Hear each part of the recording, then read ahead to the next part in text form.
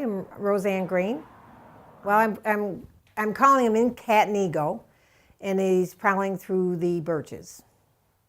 Well, I got him second week in March, and I worked a lot of hours. He was, like I say, I worked almost 15 hours just on trying to get his eyes right. You know, I came up with the idea, and then, of course, there's individual birch trees were a lot of work, and the base was a lot of work. I had my brother help me paint him. I would say 50, 60 hours if I ran them all together. It was a lot of hours. He's still not finished right now. I probably got another 10, 15 hours in to finish them. Well, I'm putting the birches all the way around. The holes are already set in. We've got to find a way to adhere them to the body and glue them so that, because of vandalism and stuff, you got, and winds and storms and everything. So they've all been treated. They've all been clear coated and everything and ready to go on. I've got to touch them up and paint them. So there's still some work to be done. It'll completely transform it because you'll be looking through the trees, looking through trees, looking through trees. It'll just be ongoing. So yeah, it's kind of a fun. I'm anxious myself to see it finished because I haven't seen it all together. Yeah, it's my little cardinal sitting up in there. That was, and my biggest accomplishment was getting his eyes. It was truly difficult.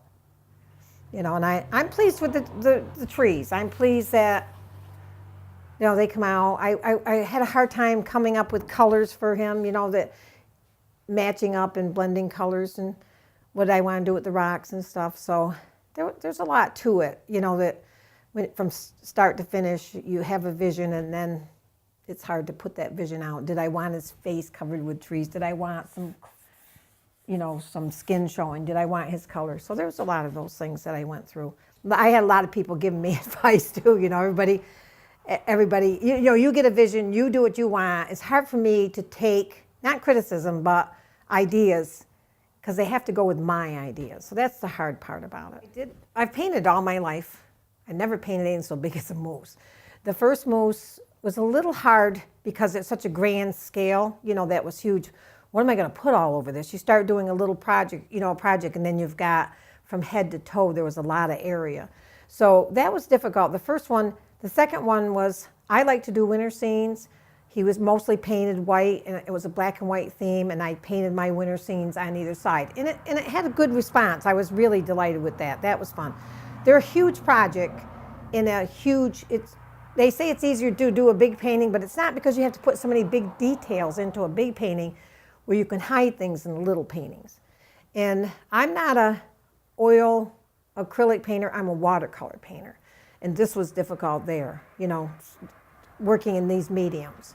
So it's the grand scale of it. I did the two moose and I did the palette, which was even, you know, it's an 8-foot palette.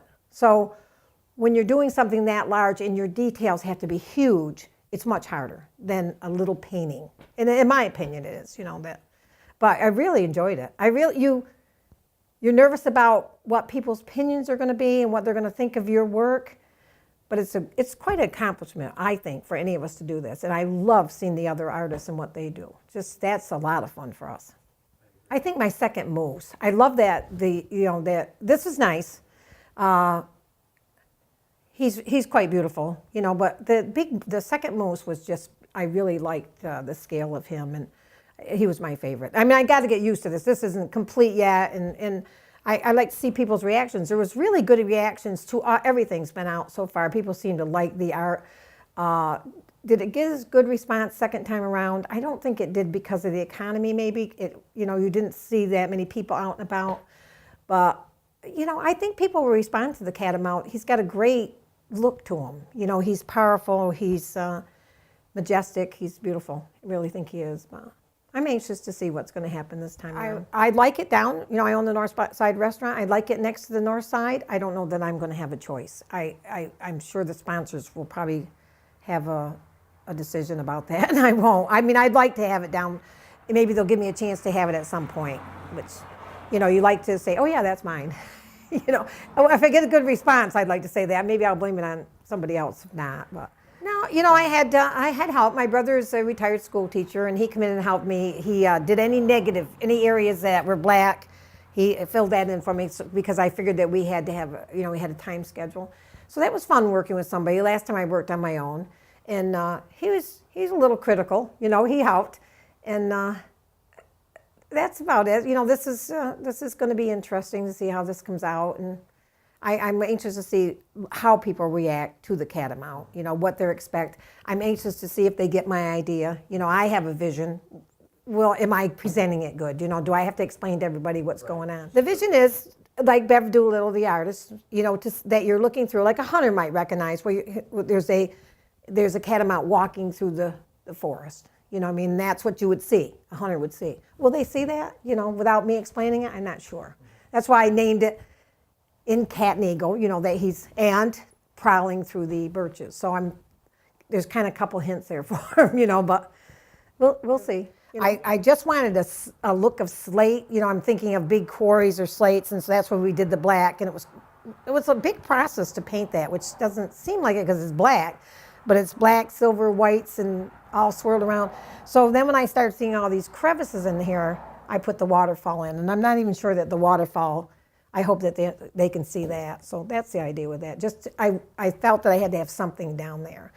There's a plaque that goes here, so that this won't all be here, but that was, my brother's saying we got to fill in. So I just wanted them to see a forest and see what, hopefully they see the forest. And like I say, he's going to have whiskers when I get finished. So I wanted him to be unique. And that's, everybody paints and you want something unique, something that, did you see that one up on such and such a street and it's got, I want the uniqueness to show out. That was my goal. So big time. I hope they sell it for lots of money. I did well on the other ones, very pleased. You get very nervous. That's kind of an indication of how your work is perceived. So that would be interesting, but I hope it gets sold. I hope that wouldn't it be nice if they could stay around, but they can't all stay in town. But, I think one of my moose went to the winter scene, went to like the warm weather, like North Carolina or something. And I wish I had gotten some feedback from the people that had bought it, but I never did. And so I would like it if we did this. You're curious about your own work, so I hope they sell. I hope all of them sell. It's going to be, I'm anxious to go, the things that they do, the parties and the artists gathering together, that's really fun to see what other artists do. And of course, I think to myself, I wish I could paint like them, so that's all really fun. Yeah.